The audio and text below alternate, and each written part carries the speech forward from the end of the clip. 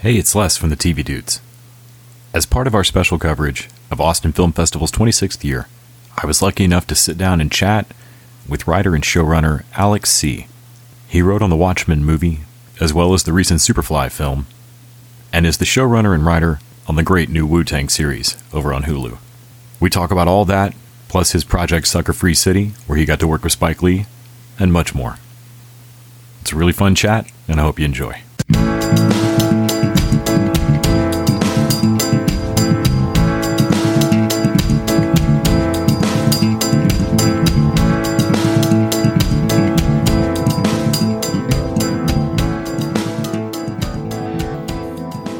This is Les from the TV Dudes, and I'm lucky enough to be here with Alex Tse. Did I say your last name correct? Yeah. Okay. Yeah. And I was excited to get to talk to you,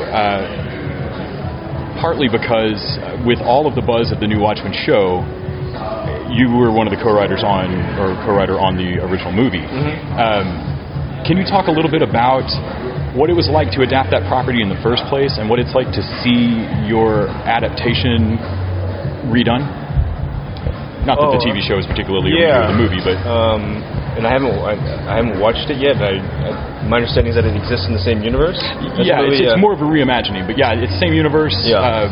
They show Dr. Manhattan at one point on Mars, Gotcha. So he's clearly in existence. That's cool. But I'm not sure how much. Whether it's just the same world rearranged, or I'm not quite sure what they're doing with it just yet. Yeah, I'm gonna have to say, I haven't had an opportunity to watch the first episode yet. I know Damon a little bit. In fact, the first time I met him, he had come to an early screening of Watchmen, where we were trying to get feedback from people. Yeah, because he's a giant nerd for it. Yeah. As was I, as was many people. I don't. It's sort of I'm not comfortable. Talking about saying that I co-wrote Watchmen. I just looked at it. I was a co-defender of Watchmen. That's the way I look at it, because all the brilliance there has nothing to do with anything that I did, or to me. I mean, everything is in the greatness lies in Alan's and Dave Gibbons' work, and it was just kind of us to sort of edit what would be appropriate to be shown in a feature film, and to defend it from the machinery that may have tried to dilute that. Yeah, that makes sense. Yeah. I wanted to talk a little bit about Sucker Free City, and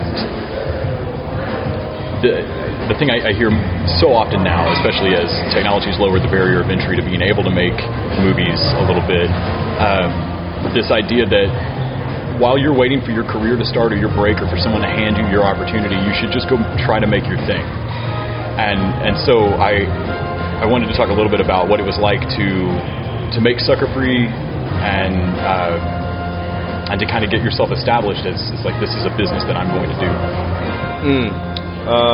But Sucker Free was one of the first jobs. I got two jobs in the same month. One was Sucker Free City, so it was a television job, and then one was Superfly, which is a feature job. I got those both in the same month. Sucker Free involves Spike Lee, didn't it? Yeah, he directed it. Yeah. And that came about.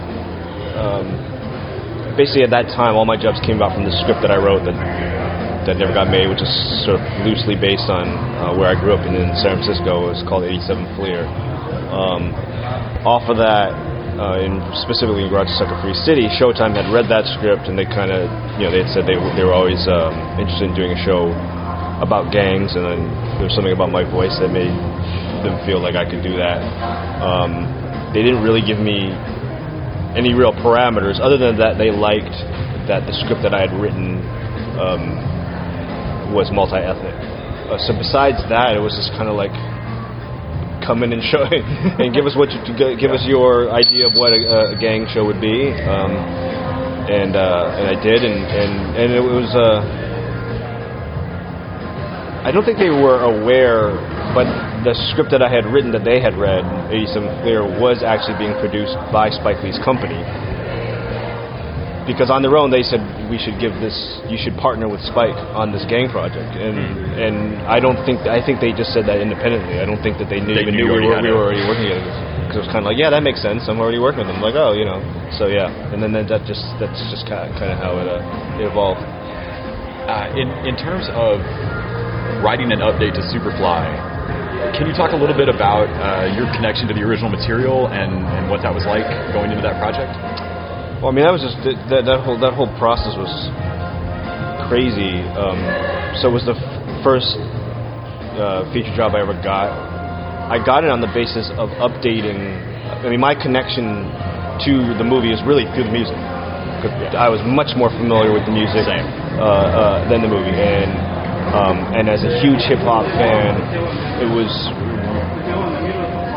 really kind of me being a fan of hip hop more than honestly the movie itself. I could see where the movie could grow, but to me, like, my interest in the music and the music's meaning to hip hop could not be separated from the movie to me. Yeah, right. So, like, if you're asking me what is my connection to it, it's the soundtrack and what the soundtrack meant to generations of people that could trickle down and then influence and create music that connected to me. So I got that job on basically trying to update that version of it. For the studio, and they hired me off that. But almost immediately upon me being hired on that version, I was summoned to Joel Silver's office. Joel Silver was the producer. It was the first time I actually met him, because it was actually Susan Downey. She was not Susan Downey at the time, but she had hired me. She was running his company. She was the one who hired me. So I just had not met Joel. But Joel had a complete idea of what he wanted to do, which was, in his words, Puff Daddy King Lear, which was not only was it completely different than what I had gotten the job with the studio, it was really nothing to do with Superfly. Yeah, very different movie. Sounds interesting, but very different. But I was cool with it. I knew King Lear, and I was like, all right, that's cool. But it was, and I even said that in the room. I said, so just to be clear, we're really not doing Superfly. We're just using the title. And then for most of that script's life, it wasn't even called Superfly. It was called various different titles. It didn't really have nothing to do with it, but I mean, it's a long, convoluted story. When the project came back to life, and to Joel's credit, because he's pretty relentless about, a lot of other producers might have let that project die, but he wasn't. For legal reasons, I actually had to change the script back to a version that resembled Superfly closely. I mean, I don't know how to get into it without getting into legalese, meaning even because I had written a script that really had nothing to do with Superfly, but at one point was called Superfly, you would be exposed to litigation without calling it Superfly. Does that make sense? Yeah. So therefore, they had to, since I was still the writer, they had to go back and repurchase the rights to Superfly, which then became problematic moving forward, because a lot of people read it and said, this has nothing to do with Superfly. So I literally actually had to write a completely new script in a very short period of time. Because you're committed to the name at this point. You're committed to the name. We are now actually, to be honest, committed to the film moving, because the whole reason why this got going is because the film was moving forward. So I actually had to, with a production date in sight, had to write a new script. It was really crazy. It was absolutely insane. It's not an ideal way to make a movie. A lot of movies are made non-ideal in an ideal way. So, and the schedule was maybe one of the tightest studio production schedules in the history of cinema. One of the things that I am loving right now, that I'm sure most of my listeners are, is the new Wu-Tang series, which is just fantastic. My notes here, Wu-Tang series ain't nothing to fuck with. They're a group I already liked. This is a story I already liked. And I've been routinely impressed with the show for showing me facets of the story that I didn't know. And it not being as easy as me going, well, that's ODB. Oh, well, that's... I realized where my knowledge about Wu-Tang's past stopped, and then where their real lives began. And one of the things that's always fascinates me is people rewriting their story of themselves. Whether it's just because it's limiting you as to, well, I can't finish a screenplay, I'm not really a writer, I'm a composer. Whether that's your story you're telling yourself and you got to change that to something more confident, or whether it's very clear cut in the case of like RZA and Wu-Tang, that they had their upbringing on the Staten Island, they decided that they were rap gods, and we all went along with it. And it's just an amazing rewrite of who they are. I felt like that at some point they decided to be great and be more than just kids from Staten Island, and convince themselves and then the world. Watching the series has been a really neat way to watch someone actually do that rewriting in real time, where I'm watching, with your help, RZA tell me not quite his story. I know it's idealized, but I love this idea of literally going back and making this history of himself and themselves. What was it like for you to come on board a project where you're already a fan, but these are real people that you're really working with when you're telling, you're working with RZA telling his story? Was it different for you as a writer to not be adapting something or not be making something up whole cloth, but to literally be looking over and going, damn, Bobby, did it happen that way? I mean, yeah, because you're dealing with living subjects, so you have to separate. It's lucky that I had been, even beyond Watchmen, worked on projects that I had grown up being gigantic fans of. But at some point you have to separate that and step back and be objective. So the first part is, even after at least within the half hour I met, in agreeing to meet with him, that didn't mean I thought there was a television show there, because I didn't know enough, right? I knew, as a nerd, I knew enough about him. That doesn't, what I know about the music and what I know about their story, just reading their interviews and, the Dao Vu, all that stuff, that didn't necessarily mean that there's a television series there, right? Yeah. But when he told me things that I actually thought were unfathomable, that because the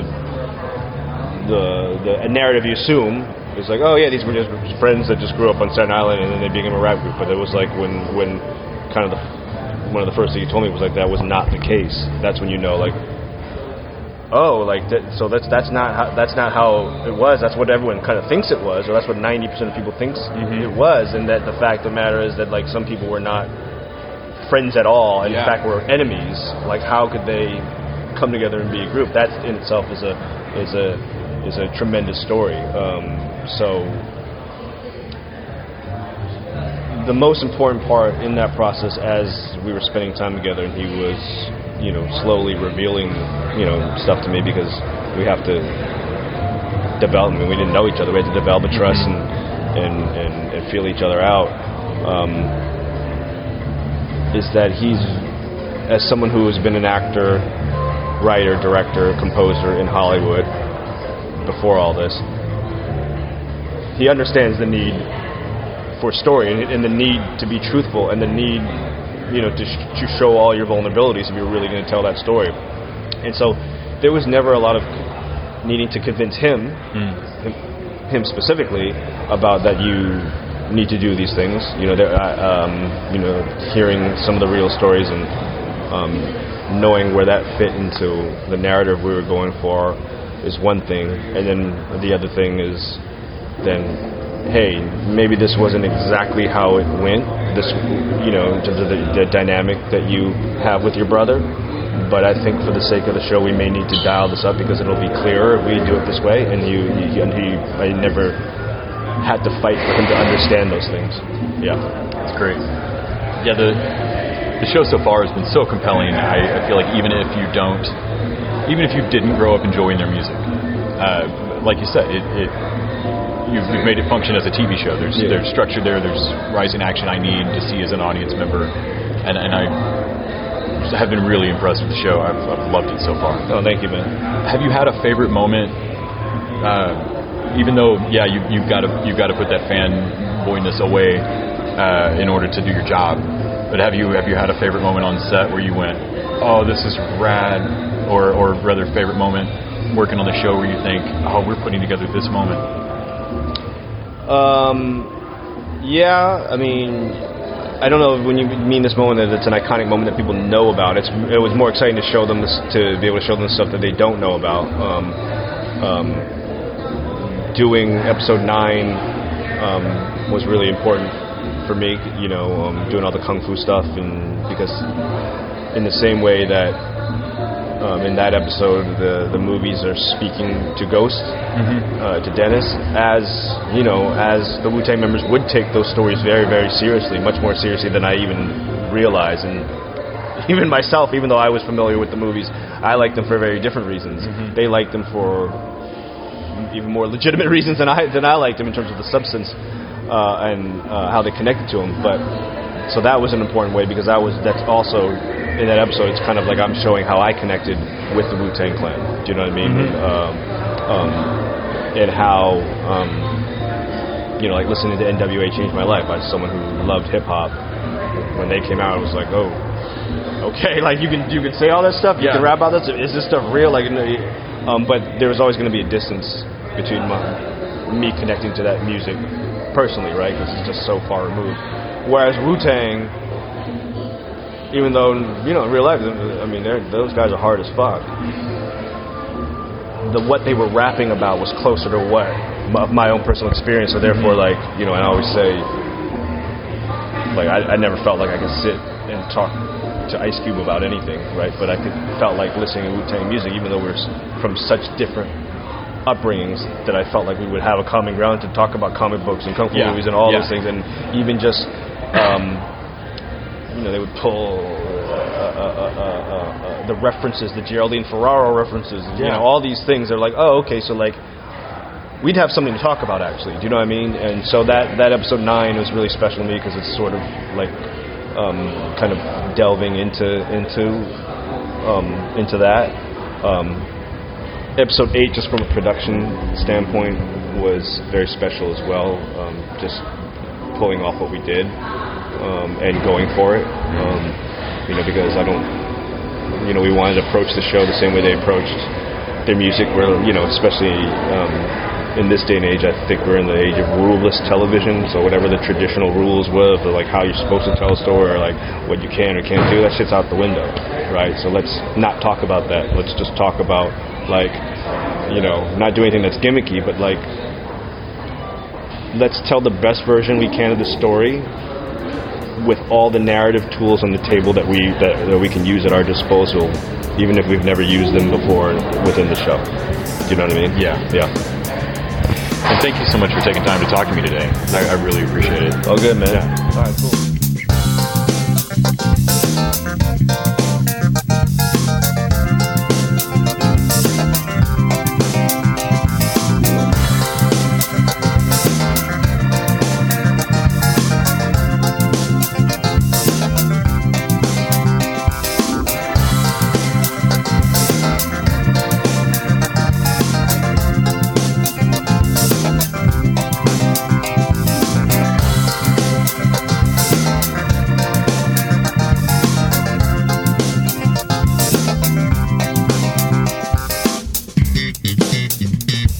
The TV Dudes is an independently run podcast and a member of the Electric Sweater Podcast Network. We are exclusively listener supported. If you'd like to help us out, go to patreon.com/TVDudes. You can like us on Facebook and Twitter @TVDudes. All the music for our show is by our friend and original TV dude, Gregory J. Amani Smith. To find out more about us, go to thetvdudes.com and electricsweater.com. I'm Grant Davis. Thanks for listening.